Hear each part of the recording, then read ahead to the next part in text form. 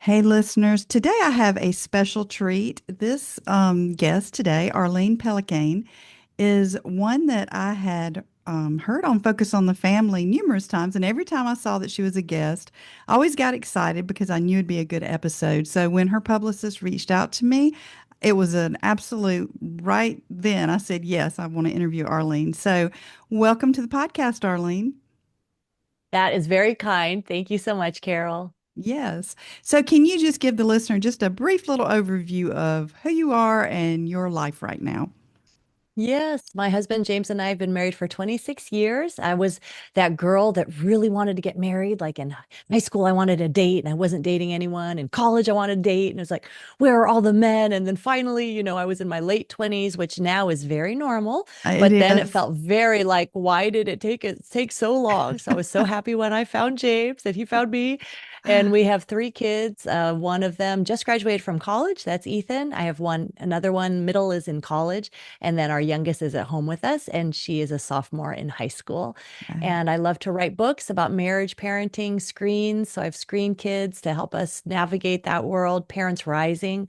So we're not just the buddies, but we are leading our families. And our Mhm. new book that we're talking about, Making Marriage Easier, to make it a little bit easier. Yes. And there are, so my husband and I will be celebrating our 40th wedding anniversary. Oh, And congratulations. thank you. And I can't even believe we've been married that long. That's just crazy. You feel Yes, like you're how does it still, go so quickly? yeah, like And I can see you, so I can see that you don't look like you have been married well, for 40 thank years. So you. you Thank guys are you very doing very much. good.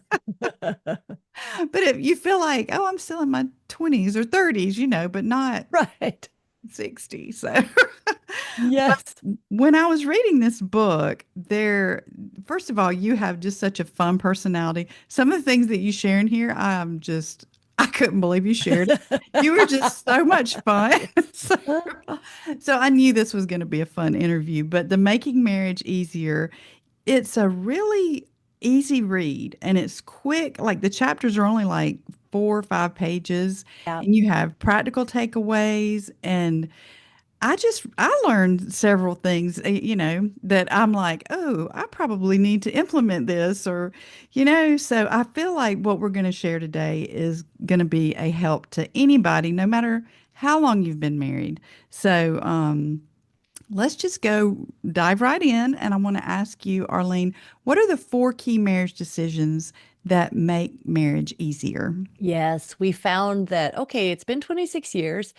And if someone would ask, like, how would you describe your marriage? I wouldn't say, well, it's hard. Like it didn't come to mind. That's not what comes to mind. So I thought, like, okay, what has made this easier since people are struggling so much, many in marriages?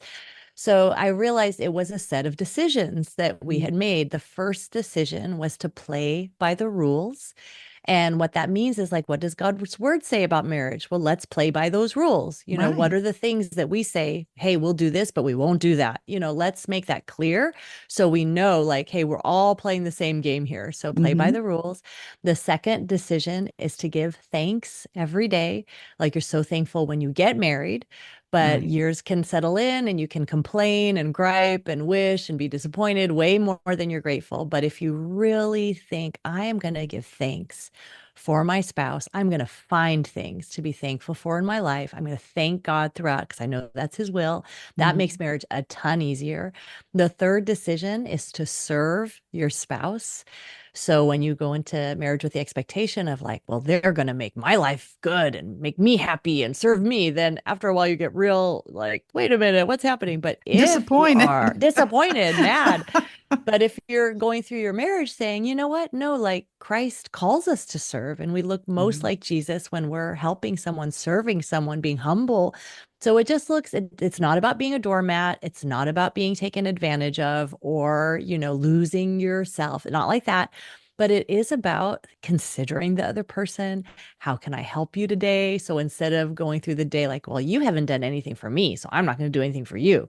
No, we serve, even Mhm. if it's my 10th time doing something nice and you haven't done anything nice to me today, like I'm still going to serve you. So serve your spouse makes it a whole lot easier when both people are thinking, how can I help you today?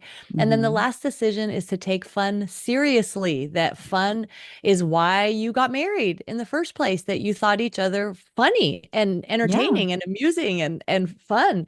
So don't just wait for the once a year vacation. Don't wait till you have money in the bank. Don't wait until the kids are grown and gone. Like by then, it's like, oh, my marriage is just business.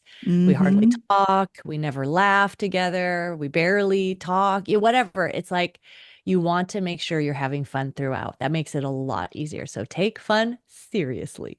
Those are all good things. So you take things very well, I would say, after reading your book. And one of the first things that well, there were several things, but one of the first things that was a big thing that jumped out at me because I was like, I would have died if I don't know if he was your fiance or husband, but can you tell the electrolysis story? Yes, I understand. We were dating seriously. So we Okay. had kind of, said that we loved each other, but he had not proposed, so we're dating. And so one day he says to me, there's something I want to ask you, but I just don't know how to say it. And I thought, well, I hope this isn't the proposal because that would be like so lame, right? Yeah. And I say, you can tell me anything. Because, right, when you're dating and you're in love, you're like, baby, anything, tell me anything. What's on your mind? So he says, well, you have these hairs on your upper lip. And I'm wondering if you've ever considered electrolysis. And of course, Carol, that was the last thing I was expecting he would say. I got super embarrassed. I was like, oh, well, I haven't really thought of that. Wow, look at the time. I have to go. So I was like, I need to go. So I went to my house. I looked in the mirror, and this fuzz, right, that had been on my upper lip for the last decade, that I really didn't ever notice. I'm not a girly girl. I don't go to the spa. I don't get treatments. I just like live. So I was like, oh my word, I have hair on my lip. Like, and all of a sudden I felt like I had this huge furry mustache or something. And at that time, there were just, it was just a phone book. So it's a paper book. And you Mm-hmm. look through the paper book and you look through these yellow pages. And I'm like, laser, laser, laser, laser. I'm trying to look up the place. And I made an appointment and I got my lip zapped. And it was very, very humorous because we didn't fight. Like it was okay.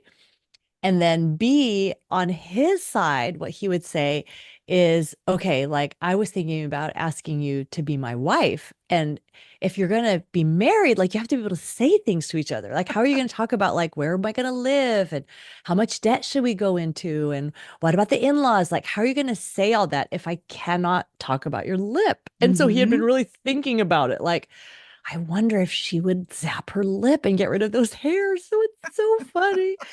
So it really boosted me in his sight that I did respond to him in kind. And it's funny when you're dating, you don't realize oh, you're gonna really tell me what's on your mind, right? You Yeah. just, you don't play that forward like, oh, you're gonna let me know Yeah. when things are not quite working. So, but all the clues are there when you're dating. Yeah. So at least he thought you were marriage material because you That's accepted it right. well. And he said it really nice. He wasn't like, man, you've got this hairy lip. You should do something about it. So, like, whenever you're the person saying the hard thing, right? Mm, Like, you have to be very kind, kind of yeah. apologetic. Like, he was like, I don't know how to say this. So that was a good way to do it. So, if you're the one saying it, say it as kindly as possible. And if you're the one receiving it, try the best you can to keep your defenses down, listen, and if you don't want to respond in kind, just don't say anything. Just be like, thanks for sharing, and walk away, and then think about it, and then it won't get too ugly too fast. And maybe go cry for a little bit. That's right. My lip. Yeah. Yes. So, what advice do you have for keeping a marriage vibrant and for preventing spouses from feeling like roommates? Because I Yes. know after you've been married a while, Yeah. it it's hard to keep the marriage vibrant and Yes. exciting. And so, what do you recommend? Yeah, it's a heart attitude, and then it's like the little things you do. So I Mm, think in the heart, it's just remembering, mm, whether it's looking at an old photo, whether it's kind of picturing, wow, if my spouse, you just have to talk to someone who has a sick spouse or a spouse that's passed away or a divorcee or oh anyone like that, yeah. and you realize, well, I'm really lucky, blessed to have this spouse. So just anything that jogs your memory and your mind back to appreciation. So something in your attitude that reminds you, hey, I'm glad you're here. So I Mm. think a heart posture is important to appreciate that person. Hmm. Maybe that doesn't come naturally, right? So that you're Oh maybe yeah. you're keeping a little journal for a week if you realize like I'm really not seeing it, that you just keep a little piece of paper and every day you write one thing you notice that you appreciate your spouse. So just really feed that part of I want to appreciate you. And then I think it is the little gestures. Like my husband will say, once in a while he'll think, what did I used to, how did I used to treat her when we were Mm. dating? Right. So it might That's be like, good. oh, he brings me flowers, or oh, we went out to dinner, or he grabbed, like, normally he doesn't grab the door for me, right? And I'm fine with Yeah. that. We've been married so long, you just grab your own door and get in the car. But once in a while, he'll take the car door and he'll do that, or just grabbing your spouse's hand when you're in Costco and you're just walking down the aisle and you grab a Yeah. hand. So it can be very little things, a hug, grabbing hands, like when you're first dating, you look at each other, Oh right? For a yeah. long time, you just look at each other. But now, if your spouse looks at you, you're like, what? Like, what is wrong? Is there like something in my teeth? Like, you just don't do that.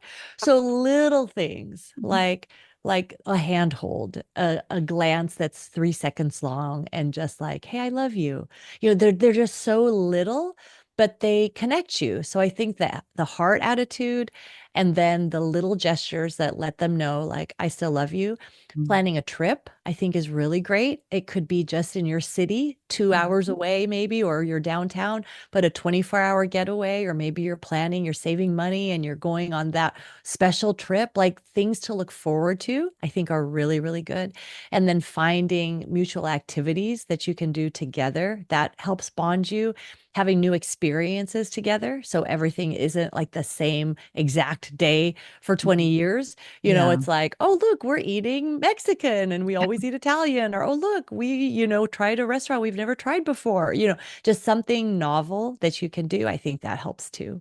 Yeah, I agree. One thing that I love that you wrote about was, which again, you're really good about stepping up to the plate to a lot of things. Your husband sounds like he's really a lot of fun, Yeah, he is but fun. Oh, when he signed all of you up for martial arts yes. lessons. So, We're a good match because, like, I'm very like, okay, like I'm kind of like a team player, like, okay, I'll do that. So God knew like we should get together. But yes, our kids were like 3, 5, 7-ish. And it was like, hey, let's look for a martial arts thing. So he was looking around and he literally came back and was like, hey, I found a dojo that we can pay for the three of them and the two of us can go for free.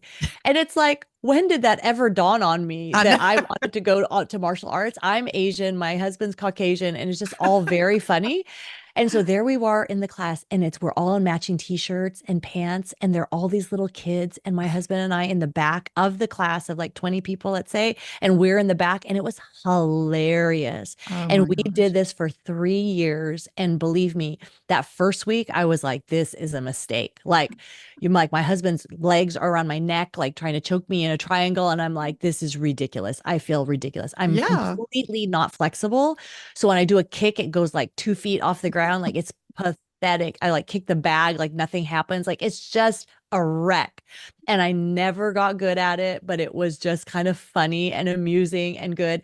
But those were some of the funniest, happiest memories. And we truly bonded. I mean, can you imagine a family putting on the same outfit like 2 to 3 times every week, getting in the van, going to the dojo? Like, it was really funny. So that I credit to James. I would never do that craziness by myself, but this is the kind of mindset he brought into marriage, is we're not just going to watch, we're going to Mhm. participate. Like, we're not just going to watch our kids have fun. We're going to have fun too while they have the fun. And that attitude really did like help our marriage to be more fun. So I mean, I know the two younger, they were pretty young, but was the oldest like Yes. embarrassed? The No. parents? Were- No, isn't that funny that they didn't Yeah. know any better? Like, right? They're coming into it like, oh yeah, this is totally natural that my parents are here. Like, they have, right? It was really funny. It was really funny. Yeah. That is such a good story. I really enjoyed that. There's when you were talking about looking in each other's eyes, I know that your husband noticed something about your eyes when he was Yes. looking in them. He was looking so deeply one day when we were dating. And he's like, "Do you know what I see when I look in your eyes?" I was like, "What do you see?" It's like, "I see the letters AV. Your contact lenses say AV." And I couldn't believe here's someone who looks at me so much that he could read my contact. So it's like your spouse. They really like see you like no one else sees you. That's how it's created to be that, there are like 6 billion people on the planet and you're just like this little tiny person, but there's one person who's going to witness all your big moments, all your sorrows, all your victories, your mundane moments, everything. Your kids are going to grow up, they're going to leave your home, they're going to Yes. make homes of their own, and it's just going to be in your spouse, and to realize like, hey, that's why we've got to invest in this relationship because this is the one that's going to last. Like maybe we'll be old and we'll be like, we can't see anything, so we both have huge glasses or something, but we'll still be looking at each other. Which is really good. I mean, that's how you want to Yes, be. I that's right. know that when I was growing up, my parents, there's three of us, but that was one thing that my dad was a truck driver, so he was gone a lot.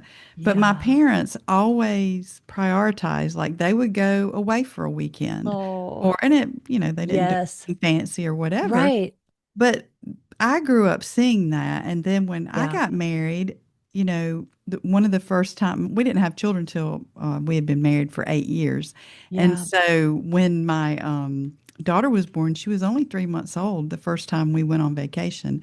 That Yeah. was really hard, but it Yeah. was also really good because Mhm. we were able to, even though we talked about her most of the time we were gone because we Yes. were brand new parents. Totally. Yeah, but it was still so good for us to have that time. First of all, we could sleep.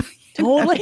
You were so smart, so much smarter than most of us. That was so Yes, smart of and you. and Yes. had, parents and To in-laws get that were willing rest. to take care of the Yes. kids. Yeah, so I highly recommend the Yeah. going out of town. So that's That's a so smart because your kids, like obviously your baby, never going to remember that. no. And even your little kids and your kids that do remember, they are happy. Like my parents love each other and they want to spend time together and they're happy to go stay with extended family or friends so that Right. they know, yeah, it's really good. Yeah, I agree 100%. Yeah. So I was listening to one of your podcast episodes, which was from an event that I don't know if it was last year, but you were Yeah. talking about negativity in Yes. the Yes. home. Yeah. And that was a really good episode, and you brought out a lot of points in that. But you talked about, I know this is veering a little bit off Yeah. It's this fine. book, but you were talking about the bad and the good bad. And Yes. Yes.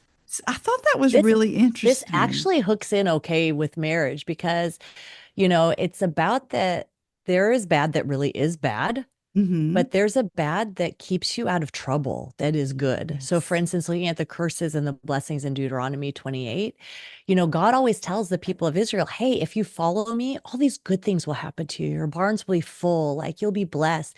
But if you don't follow me, like all these bad things are going to Hmm. happen to you. You're going to have war. You're not going to have enough food. You're going to war against each other. Like all these terrible things will happen to you. And what it'll do is the blessings, he'll say like 5 verses for them. And then the curses, he'll say like 20 verses for him. I He know. always reiterates the curses. Like he's really trying to say, hey, this is really, really bad. Right. And in parenting, in marriage, like many times, if we can see what we don't want, and we Hmm. can see, like, oh, those are the consequences of how we're living right now. Like, we Hmm. don't want that. That's the power of bad that is really good, that keeps it like, hey, we want to stay together. We want to be happy. We don't want to just be roommates. We don't want to get divorced. We don't want to fight all the time. What can we do to make this better? Yeah. So Yeah. really, and not to shield yourself from those hard realities. Sometimes we just try to escape and just hope, gee, I hope it'll get better. But sometimes it's better to say, hey, if this keeps going this direction, where are we going to be? And Yeah. that scares us enough to say, hey, we need counseling. Hey, we need to plan that vacation. Hey, we need to start holding hands again. Hey, we need to take a walk after dinner every night. It's free, takes 10 minutes, and it'll start connecting us. If it can spur you to action, that's a good thing. Yeah, I agree 100%. And one thing that you mentioned too, when you were talking in your book about vacation, the benefits that you have, how Yes. you're anticipating, and then you have the vacation, Yes. and then you have the memories afterwards. And I love that because one of the stories you shared was when you and your husband went on vacation and you found needed a foot locker. You needed to Yeah. find a foot locker. We got the advice like before having kids, take a big vacation, like before having Yeah. children. So we did the Italy thing and it was amazing. Just so worth saving Oh, for. It I'm was sure. amazing. And it rained really, really, really hard. We were not ready. And so my husband had put his tennis shoes like on the heater in the room and it popped like the air bubble in his little Nike Airs. So the whole next day he had no air bubble and he felt all like his feet hurt really bad. So when we get to Milan, the fashion capital of the world, Oh, right? And wow. we're in Milan and we're trying to figure out like where's the Foot Locker because we're trying to need tennis shoes. And then it's like you get the ugliest, most awful pair because it's so expensive. And you're just like, give us the cheapest pair of tennis shoes in this entire store. And you're walking through the fashion capital Milan and these really ugly tennis shoes. But I love vacation. You're right, because it's three times. You enjoy the prep, you enjoy the going, and then you enjoy the memory. So, yeah, it's expensive to save up to do these things, but Mhm. more than like buying things, right? Like a shirt or a shoes or you know what I mean? Like of course Mhm. we love to buy things, but the vacations, they don't take up space in your home. You don't have to clean them or dust them off or wash Right. them or care for them, but they really bond you as a couple and as a family. So, yeah, it's really good to plan. Yeah, and it's good. I mean, I'm sure every time you see a Foot Locker, that, Yes. that And memory. really, and every vacation has a disaster. And so Yeah. just kind of expect that and then like make it part of the fun that it's funny that, oh, remember when the plane was delayed and remember when we, had to drive, whatever it is, just Yeah. turn it into something fun. You might as well. Yeah, because otherwise you can have a really negative Yes. Yeah, attitude about it. that's right. And then you're like, I've been waiting for this for so long, right? So just whatever happens on vacation, turn it into something funny. Yeah. Something that I was reading too was I would have been mortified as well was your wedding story. Yes. And because you were given a piece of advice before you walked down the aisle. Yes. I had a beautiful Southern gal with an accent tell me she was doing my hair and she said, Arlene, something's going to go wrong today. Something always goes wrong at a wedding. So you just be ready for that. And it's your day and you just enjoy your day.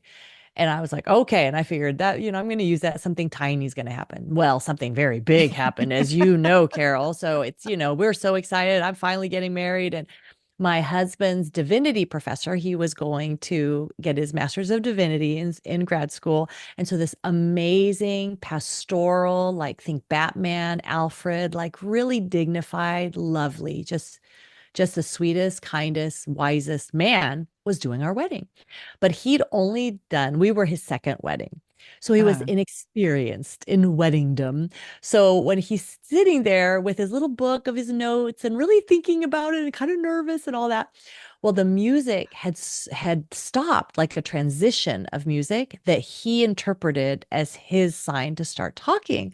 While I was still in the hall, all the women were still in the hall. So the only people in the church were the parents had all been seated. So the families were seated. James was there, the groomsmen were there, but that's all. So he started the whole thing. Dearly beloved, we are gathered here. He said the whole thing, like marriage is a solemn, sacred thing, blah, blah, blah, blah, blah. And he gets all the way to the part who gives this woman to this man in holy matrimony. And he looks up Carol and there's no one there, right? And he literally says, where's Peter? Because Peter's my dad. And he's looking for like, who's going to answer this question? And then he realizes, oh my word, it's not just Peter. There's no girls here. There's like no one here. So half the it's like wedding party. half the wedding is not here. So he starts saying, oh my, and then my aunt who's playing the piano starts playing the piano and the girls like get pushed in the room. And then I come down the aisle and the whole, our friends and family don't know if they think like what you said, being a guest, like they don't know, like, should we be shocked or should we think this Yeah. is hilarious? So people are just like, they don't know what to do. And he was so charming. And he said, well, now we are ready to start the wedding. And he was like, I am happy to be here, but I'm not sure if James and Arlene are happy to meet that I am here. And everyone was laughing. And from that moment on, like it was completely flawless and it was just amazing. And it was just the funniest way to start a marriage and to remember, yes, the unexpected will happen. Yes, mistakes will happen. Mhm. Make make them as fun as you possibly can, and then realize like a marriage can't just be with one person. Like you both have to show up and you have to keep showing up 20 years in, 30 years in, 50 years in, 2 years in, whenever that difficulty arises. Just remember, hey, I made a vow at the altar before God, but to this person, and I am a person that keeps my vows, and I'm going Mm. to be here, and you just cannot shake me. You just got to both keep showing up. Yeah, that is really good. There were so many things in the book that I'd really like to go through, but one of the things that you mentioned too is the importance of going to church as a couple. Yeah. Yes. Yeah. A lot of times we'll think like, well, if, as long as we do like a spiritual activity, like maybe we pray or read the Bible, you get busy, maybe I don't even need to go to church. But there's so many reasons, right, that it's good to meet in Oh, person. We see in Hebrews, let's not forsake this assembling of each other. Let's keep meeting together. And you see from after COVID, like when everyone was just separated, that was not good for society. It wasn't good for the church. That wasn't good. And then maybe you're listening and you haven't gone back to church because you just didn't get back into that yeah. habit. You got used to online church. So hopefully this will be like an encouragement to say, well, that was weird. They talked about church when I was listening. Maybe I should go back to church on Sunday. So I hope you will receive it in that way, that hey, going in person is really good, because Yes. when a married couple goes to church, a lot of things happen. One, they're showing with their habits and their time God is important to us, and we're putting him as a priority. Like, hey, we're going to make this important. We never wake up on a Sunday like, gee, I wonder what we should do. It's like, yeah, Mhm. we know we're always going to go to church. Like we're going Yeah, to show up and go to church. right. So make it a priority. Like we worship God together. This is important to us. And then in a church, you're going to be nurtured, right? You're going to be Mhm. encouraged for being married. You're going to be encouraged to be faithful, encouraged to forgive, encouraged to love. My goodness, you go on social media, you watch movies, you play video games. Nothing's going to encourage you to do that. That's Mm-mm. only going to encourage you, hey, your person isn't good enough. This person's much better. Or your person, you should leave that person because that person doesn't make you happy, or, if it's not easy, then maybe it's not working. You should get out. Oh, So yeah. you're getting discouragement everywhere else. But when you come into church, you're being encouraged in your marriage, encouraged in your faith, and spiritually, if you are on the same page, you're hearing the same things, that's really, really healthy for a marriage. And then just socially, a lot of the Yeah. problems that we're going to see here and in the years to come is, as less and less people go to church, there are less like groups, less community groups, less in-person kind of meetings and gatherings, and it's people are lonely. Mhm. So it's really a wonderful antidote against loneliness. Even though you're married, you still need other people in your life, and church is a really, really good practice to never skip and do and enjoy. Obviously, you're on vacation, you're sick. That's not what I mean by never Well, skip. yeah, But you yeah. just keep it as your habit all throughout your marriage as long as you're physically able. Right. And, I never, I mean, you know this, but I guess I never really Yeah. thought about it this way that that might be one of the only places that you go, or like any industry that really does Yeah. support your marriage. Yes. Yes. So, because they are cheering you on, they do want Yeah. you to succeed in marriage, and I think it's especially I think like when my husband and I we always went to church faithfully when because we dated for 5.5 years. We met when I was 14, he was 16, Oh, so we were high school sweethearts, but yes. then we got married because we didn't belong anywhere because we were in the youth group. And then we stopped going to church for a little while because we didn't know where we belonged anymore. And Yes. finally, after a couple years, they started a young couples class. And but that was just kind of a hard time that we were away from the church. Yeah. And I feel like our marriage suffered for that we Mm, needed that, especially as yeah. a young couple, a young Yeah. married couple. But there's also you've had some hard things happen in your life, in your married life, and sometimes tragedy can tear people apart in their marriage. I know, especially if you've lost a child, that's something that the statistics go way up that for the divorce rate. But I know you've had experience like that. So can you just share how you and your husband were able to get through some of these difficult experiences that you had? Yes. Yeah, is when those difficulties come, like, are you going to turn toward God or Mm, away from God? And it's okay. Like, shake your fist at God. Be yeah. honest. The Psalms are filled with the like, God, where are you? You so do Right. that.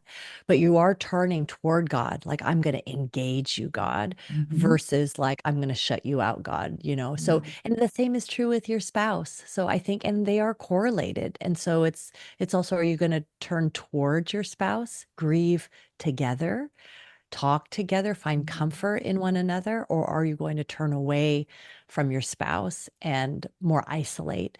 So we made a decision, right, that when you go through hard times, that you're going to turn towards each other, that that's just the way you're going to do it because holding someone's hand going through a difficulty is a whole lot better than going through it by yourself. Mhm. They've even done studies, you know, that if someone is shocked, like they give them an electric shock and they're not holding anyone's hand, they'll rate like how painful it was. And then they'll give a similar, same shock, but holding a spouse, like someone you love, their hand, and they rate it as way less painful. And then they'll even have a stranger hold your hand, and it's less painful than being alone. But if you hold someone you love, it's super diminished the pain. Mm. So, you know, we had had a hard time having children in the first place and then found out, oh, I have fibroids in my uterus and that's why I'm not getting pregnant. So we had surgery to take the fibroids out. And then we had our son, Ethan. So that was very exciting to have a son. And then I got pregnant a second time and we were equally, you know, like, whoa, this is amazing. We're going to have a baby. And we found out it was the day before Thanksgiving and we were doing the ultrasound and my in-laws were in from out of town. So we had both sets of parents there and looking at the belly and the technician was very like serious, like Mm. no words and just doing the thing and was like, you're having a girl and just walked out. And so we kind of made fun, like so robotic, like you're having a girl. You know, we made kind of fun, like that person needs to be a bit more personable. And then come to find out, we got a call later in the day and it was my doctor. And my doctor was like, oh, the technician isn't allowed to, like, they're not supposed to say anything to you, Mm. but you have, like, your baby's really sick. So we'd like you to come back in. So we found out that, oh no, my baby has all these chromosomal defects and most likely her heart would stop beating. And so it was very, very bad news. But I will tell you, like, God that morning was a very familiar verse in my little daily devotional that I read. And it was, you know, the Proverbs 3, trust in the Lord with all your heart. And I knew, like, the Lord told me, like, this is for you today. Like, hang on to this. Mm. So when they gave that bad news, like, all that was going through my heart was lean not on your own understanding, right? Lean not on your own understanding. All your ways acknowledge him, he'll guide your path. So there's this underlying piece. So when you're going through a difficulty, right, you immerse yourself in these powerful, simple truths of the Bible that don't lean on your own understanding, but trust in God. Mhm. And so we would go and we'd pray and like, Lord, either heal this baby or let me deliver this baby and, you know, the baby will die, or let us have like a special needs baby and help us to deal with that, you know. So although that was the prayer and she did stay alive, they thought that she would die very quickly. But she lasted a month in my womb. And then we delivered that little girl. So we Oh. lost that girl at 26 weeks. Mm. And it was hard. It was very hard. And God was so comforting all along the way. So I think grieving together, we had a little memorial service for her, just with some family and friends, small group, things like that help, right? To Mm. to grieve together and turn towards God and also turn towards your spouse. Yeah, I think that is a really, really good thing that Hmm. so many times I think there might even be, and I don't know how that works, Yeah, but there can even be blame, sure. that, Yes, yes. maybe you had something to do with this or whatever. And Yeah. that turns, I mean, I've seen it happen so much when you go through a difficulty like that. But one thing that I've learned, especially in my own life and raising children, because you want to protect your children from having any struggles or, Yeah. but then you realize that when I've been through struggles, That's when I've grown in my faith. When my Yeah. kids go through struggles, Yes. that's when they grow in their faith. And even when our marriage might have certain struggles, like in '08. Oh my gosh, my husband's a contractor. I drew house plans. Talk about, we didn't know. Totally. We didn't know if Isn't we that were going to interesting? make And it. my husband's a realtor, so we would have Oh done the yeah. same thing. Yes.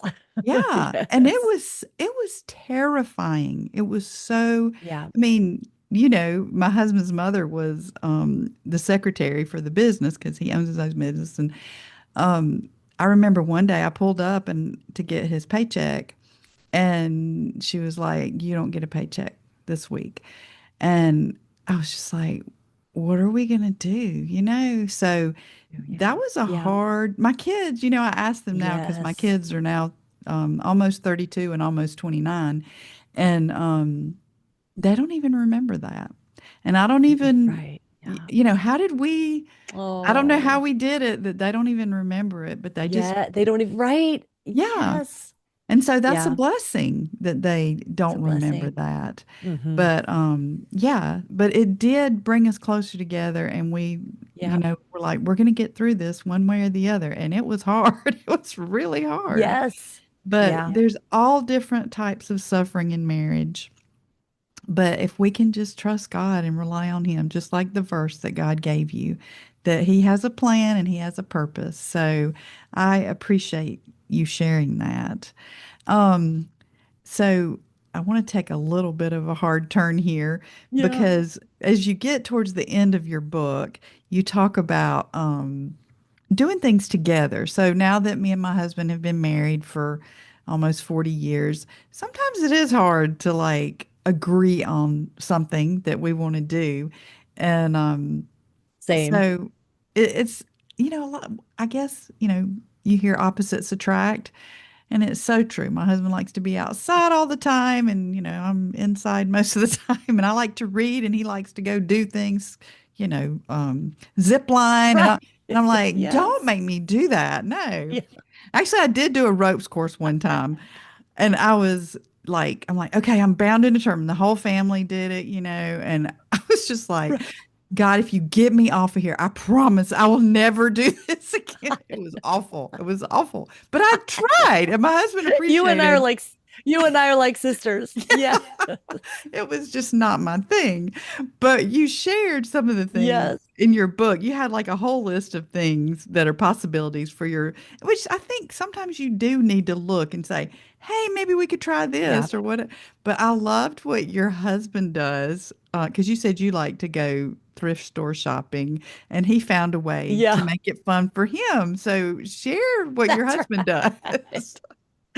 So this one day we're shopping and I see this like man is like close to me and he's just kind of close to me and I'm like, well, that's weird. And I just keep moving away from him. And then he keeps getting closer to me and I'm just like, what a creepy man. And so this happens and then I keep shopping and then I'm in another place and I see the man again, like close to me. And then it's my husband and he has put on a wig. I found all this stuff in the thrift store. He has a wig on, he put a hat on, he put a flannel shirt on, and he like is all coming towards me. And I was like, that was very funny because the first time he did that, I did not know it was him. And that was funny. So now I can expect it. Like we will go to the thrift store and I can expect like, oh, he's gonna put together an outfit and he's gonna come over and then he likes to scratch his belly because like there was a Tim Hawkins, a comedian sketch where he was like being a creepy man and he'd like scratch his belly. And so he loves coming up to me and scratching his belly. So it's our little thing in the thrift store. Oh, but you're right. It's hard to find things that you It both is. like in common. But see, so you sweet men that don't like to shop, you could potentially do that. You could dress yourself up and all sorts of things. And your wife will be so embarrassed that she'll say, take all that off and let's get out of here. And then you'll Yeah. be like, good, problem solved. I've That's done it. exactly what Problem I solved. wanted anyway. Exactly what I wanted. But in making marriage easier, I do have this long list of activities from A to Yes. Z that you and your spouse can go through and kind of circle.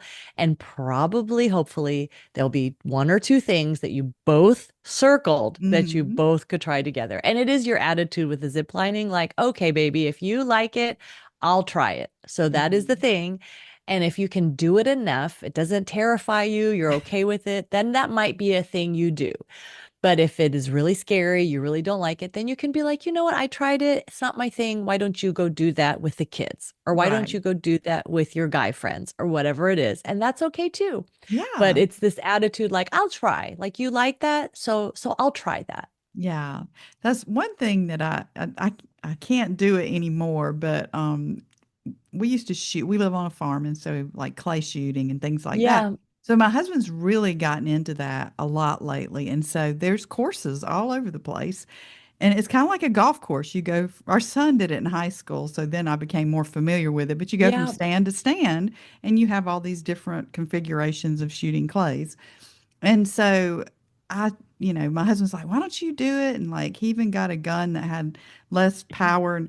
But every time, I mean, I feel like it's like Yes. knocking my teeth out every time I shoot it. And I'm like, I Right. used to be able to do it when I was younger, but I just can't do it anymore. So Oh, now we go to one of these y- places and they usually have golf carts that you can rent. And so we drive the cart, go to a stand, and then I yes. push the little buttons for him to, but at Yeah. least we get to I enjoy it love it. together. He gets I to shoot. love it. So, but it's kind of like, okay, that was a way to compromise, Yes. something he enjoys, but I enjoy it Yep. too because it's just riding around on a golf cart. That's not Yeah. hard at all. So, Exactly. And it's like the being together. Like, I will be with right. you while you shoot that. Yeah, Yes. I yeah, love that. I know. So we have a good time doing that.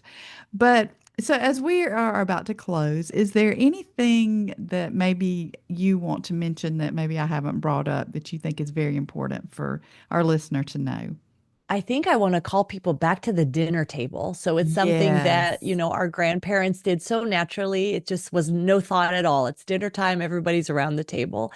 And Yes. but in this day and age, it's funny. So it's a habit that my husband and I started when we were married that it's like, hey, we're always going to eat together. Mm-hmm. And it was just a thing we always did. In fact, when we were first married, he said, I don't even want a television for like 3 months. And I was like, what? Because I watch television all the time. And I was like, that is shocking. But so for 3 months, because he said, I just want us to spend time together and enjoy each other's company and not just like sit. He's very like, I don't want to just sit passively while life Right. passes me by kind of thing. So he's like, I don't want that distraction. So he was very deliberate. Like, hey, we're going to have this time together. And it stuck, like, in terms of we always had dinner together. And then when we had Yeah. children, even if they have different sports schedules, whatever, it's like we figure it out that we're all around dinner. So it would feel very strange if Mm-hmm. something was like, wait, where's Ethan? Like, what's happening? Why is he not here? Like, we were always there for the dinners. But Yeah. in today's family, it can feel strange if everyone is at dinner. It's like, oh, is it Christmas? Is it Thanksgiving? What are we all doing around the That's table? so Because we're sad. so because we're so used to like either getting food and then everyone goes and does their thing, or Mm-hmm. you're like in between, you're driving from point A to point B, and Yeah. everyone's just like kind of scarfing down what you need to eat before you get to the activity. Mm-hmm. So, really, that call back to have a daily meal together. Of course, if you're out of town, that's fine.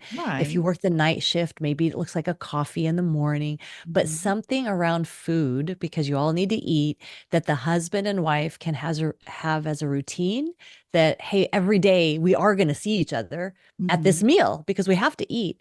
Because if you don't have a regular meal together, it could be days before Yeah. you sit together to talk because you're just doing your own things. And no wonder we feel separated. Like, I don't even hardly know this person.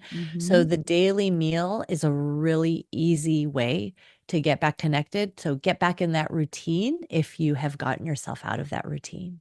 Yeah, and I don't love to cook. I will say that. Me neither. But You and I really do get along well I together. know. Yeah.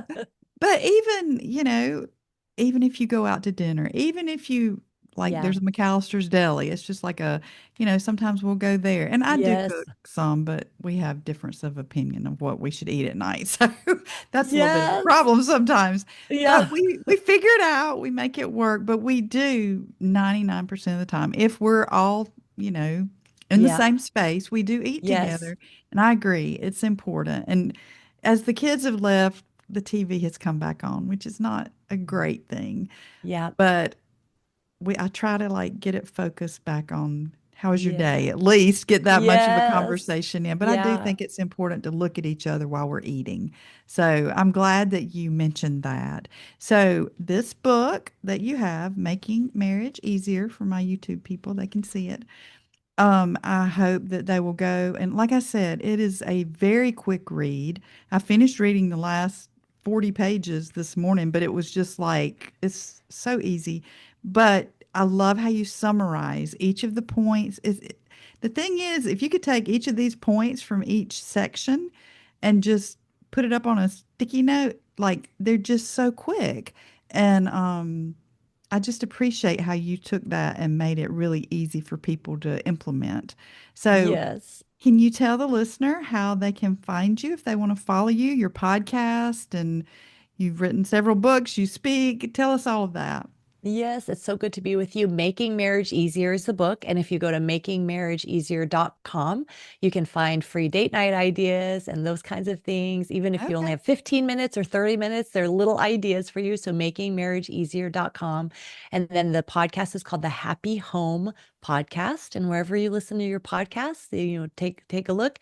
And we have weekly things with marriage and parenting experts. It's a lot of fun. And Mm. then my name, arlenepellicane.com. You can go there as well for all the different things. Well, it has been great having you on, and good luck with the book. I know it's going Thank to be you. a success and help lots and lots of married couples. Thank you so much, Carol.